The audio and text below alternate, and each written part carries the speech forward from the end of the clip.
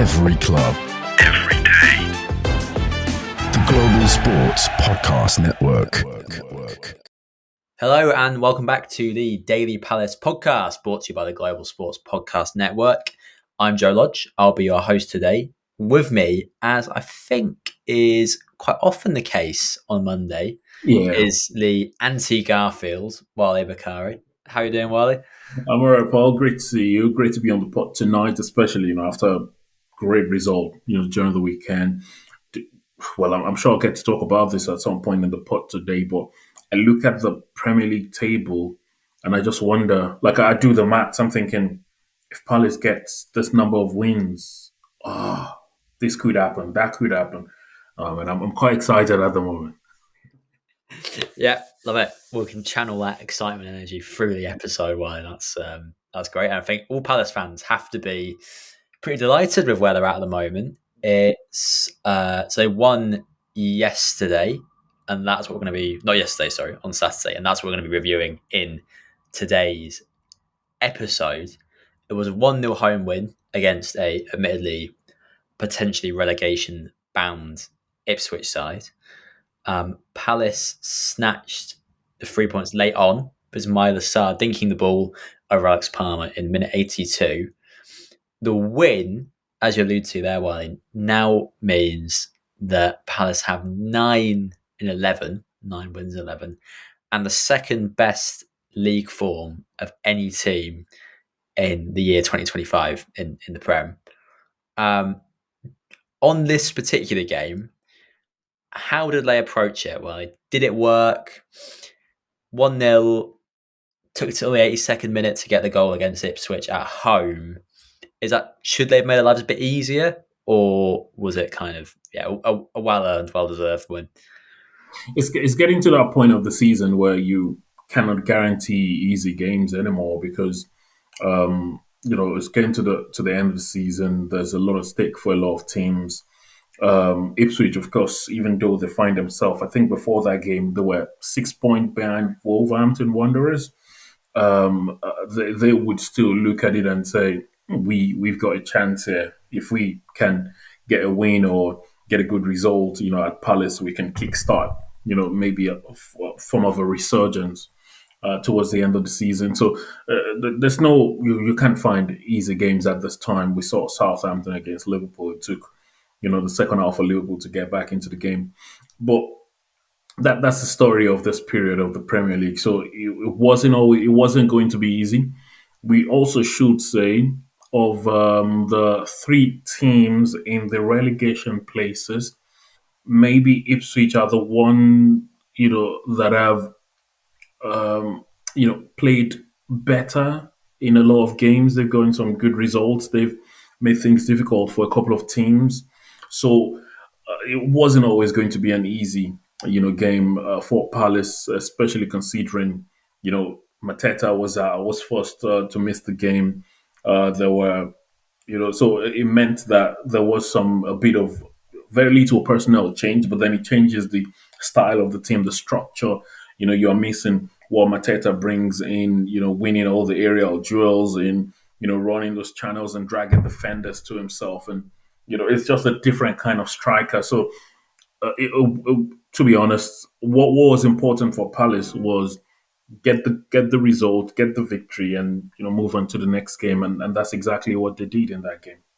Yeah, you're right to point out that there are no easy games in the Premier League except Southampton and Leicester this season, and Ipswich, as you say, I think despite being on a similar points tally to certainly Leicester, are not an easy game. They seem to be in most matches and always ask questions, do some good things, and they just can't quite find a way to translate it into results. But you watch them, you're seeing a well-coached, well-drilled side with players of serious quality in like Philogene and Ciso. You could see how much ability he had on Delap as well. Yeah, Delap's the big one.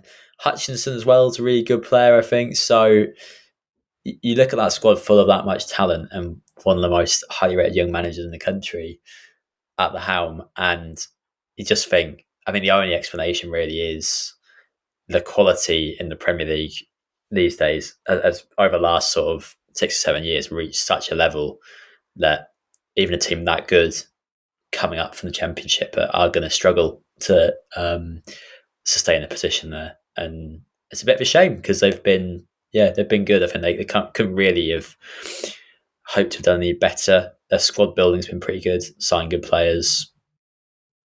They've newly been promoted, having only been promoted from League One to Championship the year before. So really, they've been pretty impressive in the league this season, and it's a shame they just haven't quite managed to turn that into a run of results, and they will need to do so pretty quickly if they're going to put pressure on Wolves, who look like they could be pulling away and making that relegation battle look dead and buried pretty soon. But I enjoyed this game. I think it was 1-0, never sounds that great.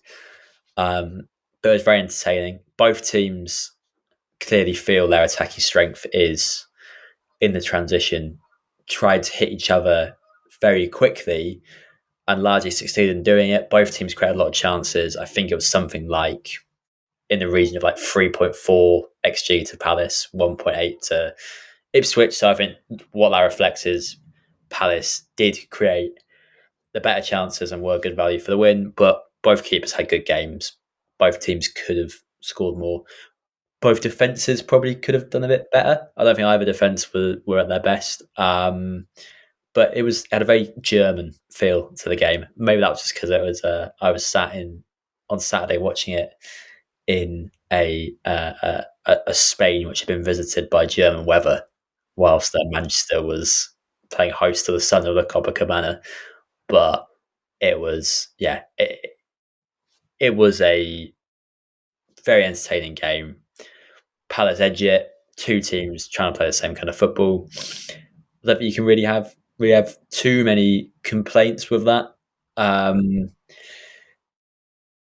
Sort of speaking of the quality of Palace, and as we say, the attacking players particularly delivered.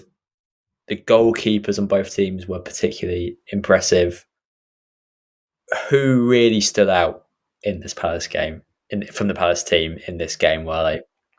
And I think I've given you a bit of a tee up with the keeper there. I think he deserves a bit of a round of applause, doesn't he? It is. Yeah, so of course, Jordan Henderson had a great game, made some key saves, kept his concentration for a large part of the game. That is something that is very difficult to do at a time when Ipswich did pile up the pressure at some point in the game. It did look like it wasn't going to get beaten in that game, whatever his defenders were doing right in front of him. And sometimes you need your goalkeeper to take things into their hands and just get you the point. And Henderson did that over the weekend. Of course, Ismaila getting the goal. Apart from the goal, did play good. Fantastic finish, by the way, for the goal.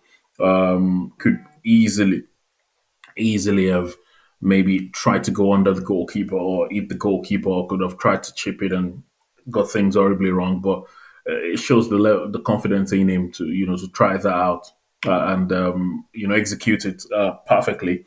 And amazing celebration, I have to say. Emulating the big man. Nice. But then, so the bunch of the other guys did good. The guys in defense, I think Munoz was at a good game again. Jefferson Lerma, I think, had a good game as well as Adam Wharton, who was fantastic until he was substituted. I know you didn't ask this, but I just have to say I was really hoping to see more from Edin Ketia. And we've been talking so much about if he gets a run of games, but now he might get a couple of games under his belt depending on when Mateta comes back. Although lucky for Palace, there's the international break, so that will take some time away from Mateta being injured and all. But I think it's at that point where Nketiah has to be grabbing the chances that he gets, and he got an opportunity to. He could have easily played the full game if he was really playing well, but once the changes needed to be made, it was almost first choice on the mind of Olivier Glasner. It did. You cannot question his endeavor. Of course, you cannot question his work rate. You can never question that. But I think we've gotten to a point now in football where yes, we a lot of times talk about strikers' work rate. We talk about they bring a lot into the team, but they're almost always measured by the goals that they contribute. And for Nketiah, it's just not contributed enough, particularly for the fact that it was brought in for what £40 million thereabout. The only good thing is the fact that Arsenal never did anything sensible with the money, so you can take solace from that. But it's just not scored enough, or it's not contributed enough in terms of goals for what has been expected of him so far. If he was coming from a different league, you could say, oh, it's taking time to settle and all of that. It's coming from Arsenal, who've challenged for the title in the last 2 seasons. He spent there, to Palace, and he's obviously struggled to settle. Why that is, I really cannot put my fingers on it. Yeah, I do feel a bit bad for Nketiah because his chances are now so limited that basically, I agree, you probably look at this game and go, he's not seized his opportunity to be the leading man. But he actually has had sort of 2 games, or not even really 2 games, like 70 minutes in the cup against Millwall and a start here in the league. And in the cup, he did really well. And then here he did. I think you're right. It won't be enough for him, but Yeah, he did okay. I just He wanted to, Joe. I was going to say, you talk about taking opportunities. You look at the man who went to Saudi Arabia recently, John Duran at Aston Villa.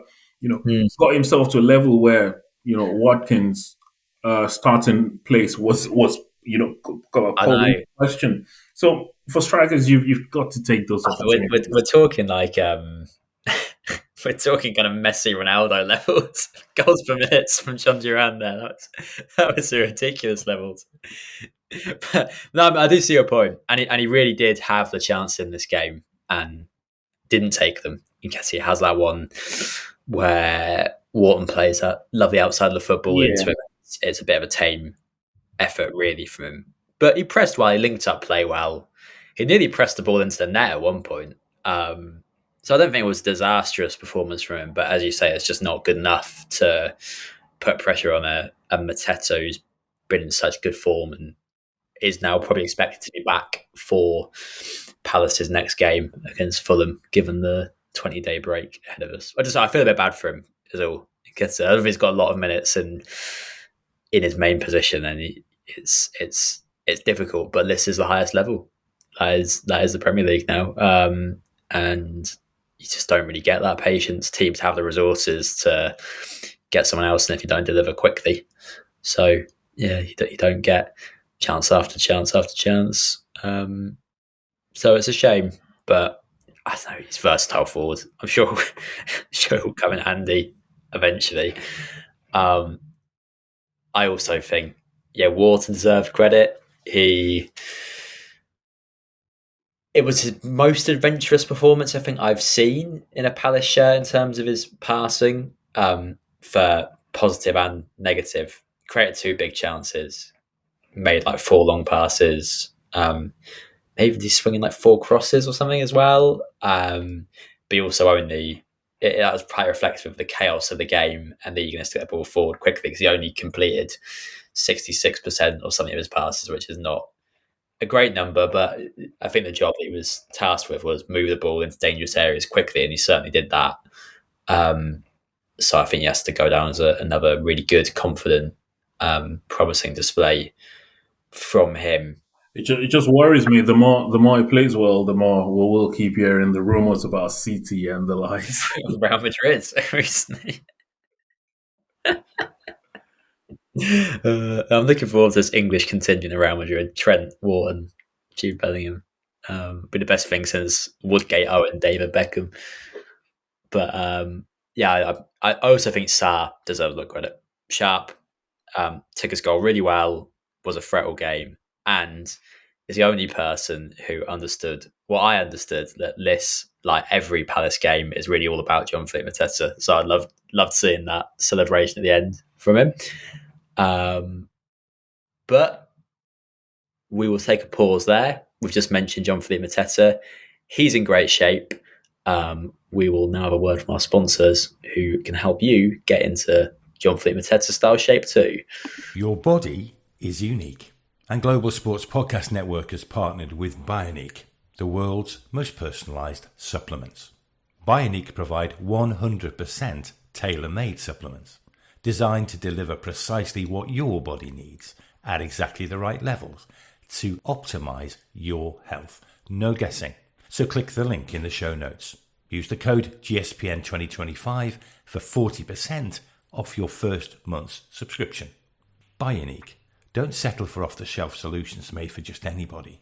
Get what's right for you right now. So Palace now have 39 points, thanks to that win. One safe of the Magic 40. Are they safe from relegation though? I did say at the start, I'm totally, thinking beyond relegation. Yeah. So on a more serious question, how much can Palace do this season? How high can they finish? Well, it totally depends on, if the form continues. We've seen two sides of Palace this season. We've seen very shambolic run of form, and we've seen this fantastic, amazing run of form. So if that continues, then there's no telling as to where the team will get. I was thinking about it. There's 10 more games this season. Palace have won 9 in the last 11. Imagine, say, 6 victories in the last 10. That would be 18 points. 18 with 39 would be 57. I'm not sure any Palace fans looked at Palace at the start of the season and thought, "Oh, we'll be getting 57 points next season." And with the way things are going, there's of course the vast majority of the teams in the. I think I saw a piece about how tight the European places are, and it goes from Nottingham Forest in third up until Fulham in 10th. I should say we might start thinking about, a lot of people are talking about Arsenal and their title charge. No one's actually paying attention to the fact that they're now about 4 points just above Chelsea. So, I mean, Nottingham Forest. So they might as well, be in that battle for top It's a top 4 charge for Palace. Yeah. So I'm really into this. What I'm saying is, what it means is 3 more points for Palace and more drop points, maybe for Fulham or the team just right above them. We might be talking about Palace in that conversation, for the European places in the next coming week. So it's going to boil down to how many wins the team can get out of the next 10 games.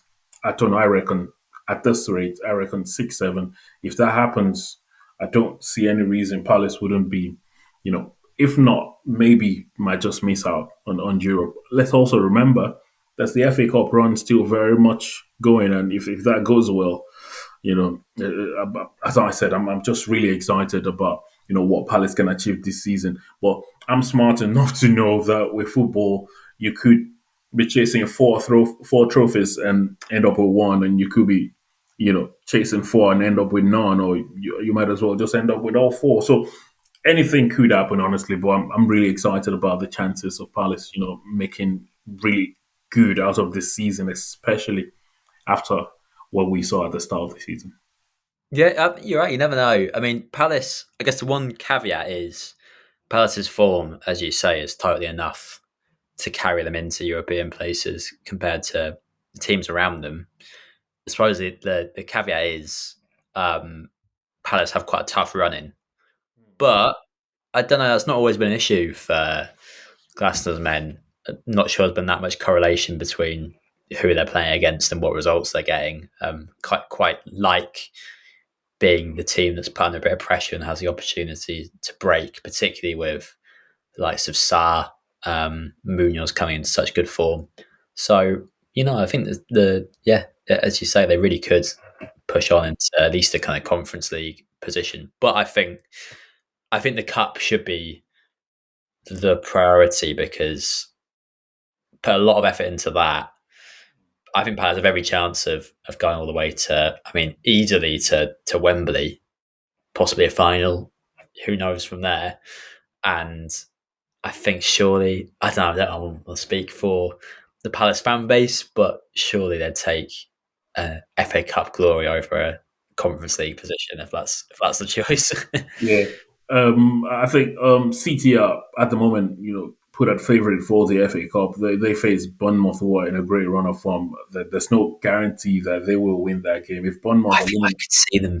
if Bournemouth eliminate City, just throws the FA Cup wide open. But of course, Palace need to win their own game. And I was just going to say, yeah, you talk about Palace's tough running, but as long as you're not playing Southampton or Leicester at the moment, you've got a tough game on your hands. So Yeah, I think everyone's got a tough running, to be honest. Arguably, there's not that much difference as yesterday's 4:00 kickoff showed us. Like Arsenal are second and United are 14th, 15th. There wasn't that much difference between them.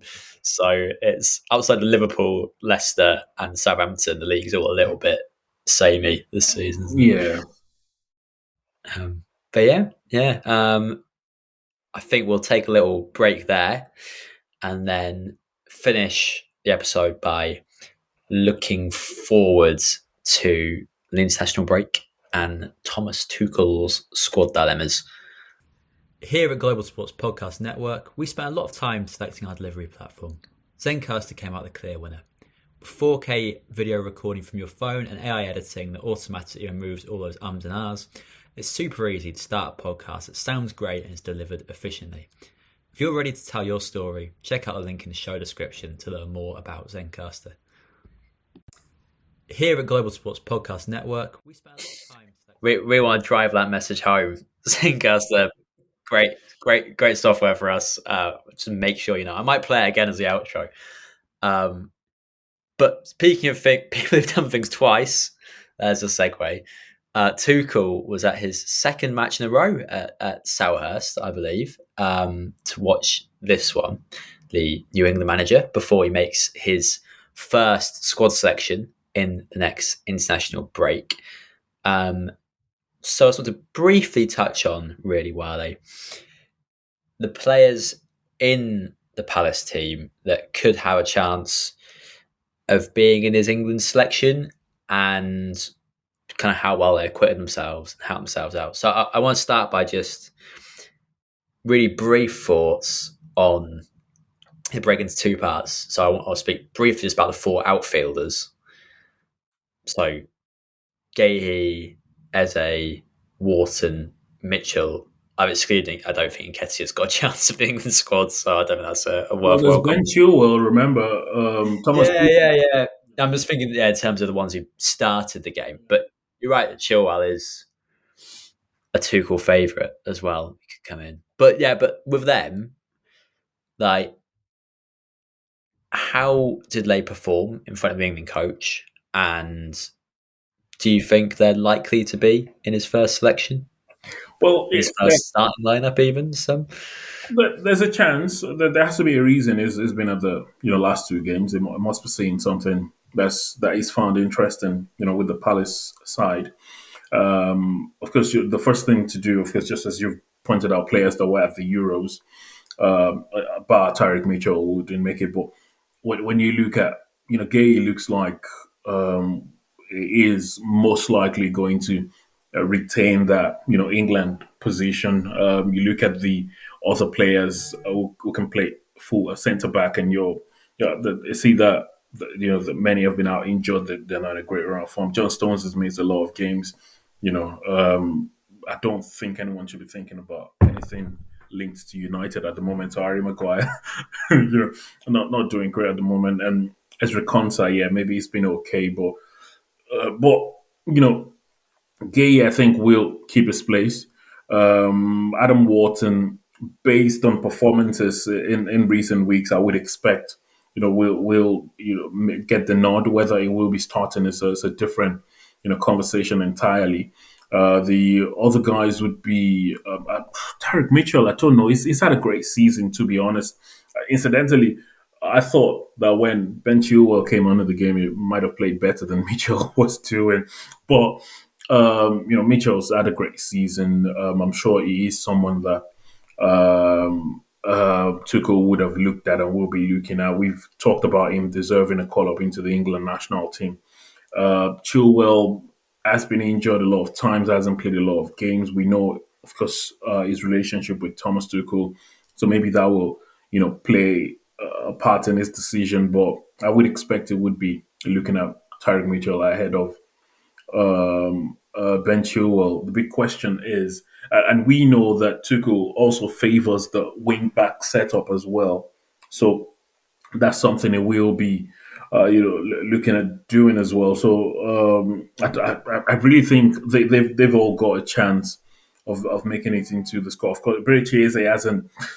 It's not at the level that he's been, but it's just one of those players where you know that when is in a good head space, when is in a good place mentally or physically, it can deliver for you. It looks like the one that might just miss out, because of the other options, for Tuchel. Look at guys like Morgan Gibbs at, Nottingham Forest, having a great season. Callum Hudson-Odoi is having a great season. So these are some of the players that I'm sure will be playing on the minds of Thomas Tuchel. So Eze is one that I think might just miss out, maybe in this first one, but we'll have to wait to see. That's as far as I would say about the outfield players, which was specifically your question, because Yeah, I think you're right. I mean, Gahey's the one who's like didn't necessarily have his best game against Ipswich. I think the most notable thing he did was get sat on his bum by Enciso in his own box, but played well enough and just across the season, so consistent, so good. John Stones isn't fit either, so he's just like a shoe-in, isn't he? He'll come in, he'll start, he'll definitely play. I think Mitchell could go either way, depends what he wants. So, like,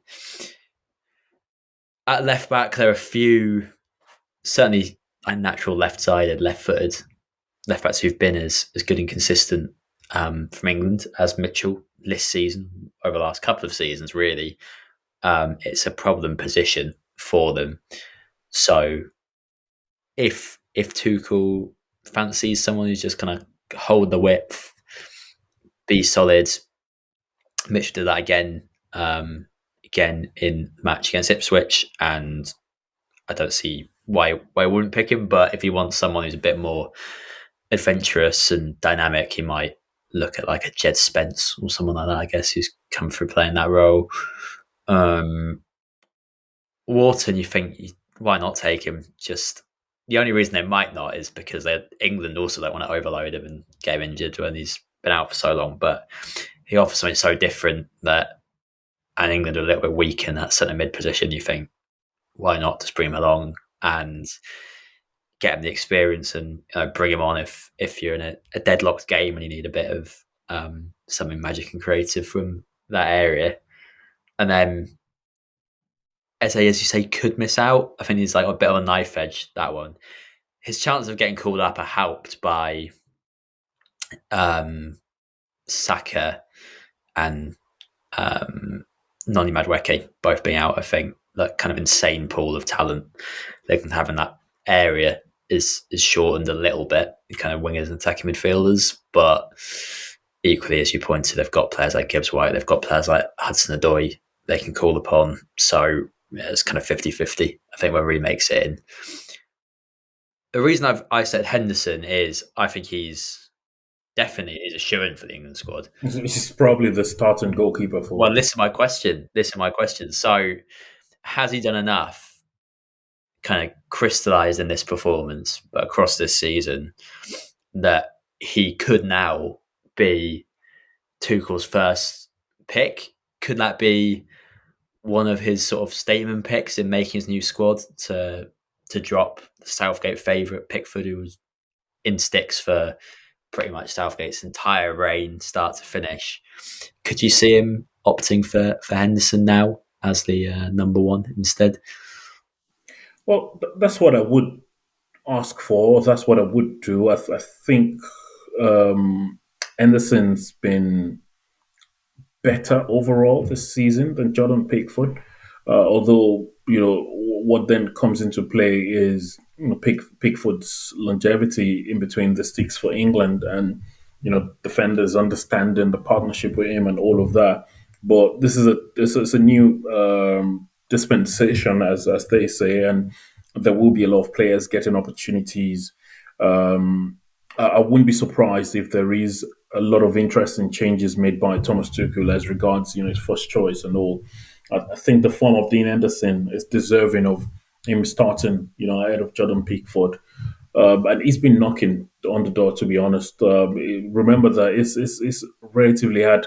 He's been unsettled a lot of times because of when he had a fantastic time at Nottingham Forest, then had to go back to United, never was able to just stay in the squad, and then had to go back on loan and all of that. So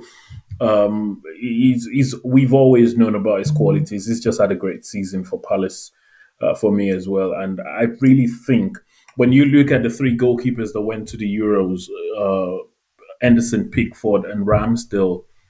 Ramsdale, by the way, has still for all the woes of Southampton, he's been good in a number of games. Yeah, but when you look at it, those three, and you say who's had a better season, not just their team, but also as an individual, and I would say Henderson just edges it, over Pickford, and it would be the one I would be looking at. But there's a lot of other things that comes into the decision making of managers, longevity of Pickford. He tends to have enough. The communication as a goalkeeper is one that's able to make a lot of noise, and scream at the defenders. Whether to good effect, I don't know, but I really, really wouldn't be surprised if Henderson, gets an opportunity as England's number one under Thomas Tuchel. Yeah, as you say, Henderson's form's been so good this year that you'd think most years it would be almost a no-brainer to just pop him in. Actually, it's complicated a bit this year by the fact that Pickford and Ramsdale have also quietly had really pretty good seasons. I think they've been more consistent than we've seen either of them for a while.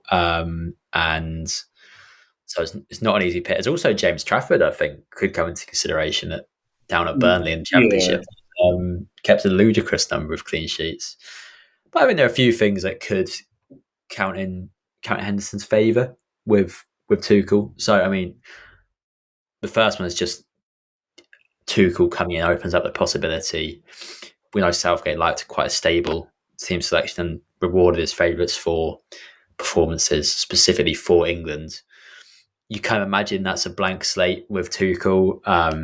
It's going to be a new system, and temperamentally, I don't think Tuchel's the kind of man who's going to be sentimental about those kind of things. He's just going to pick whoever he thinks is best for the job in the moment.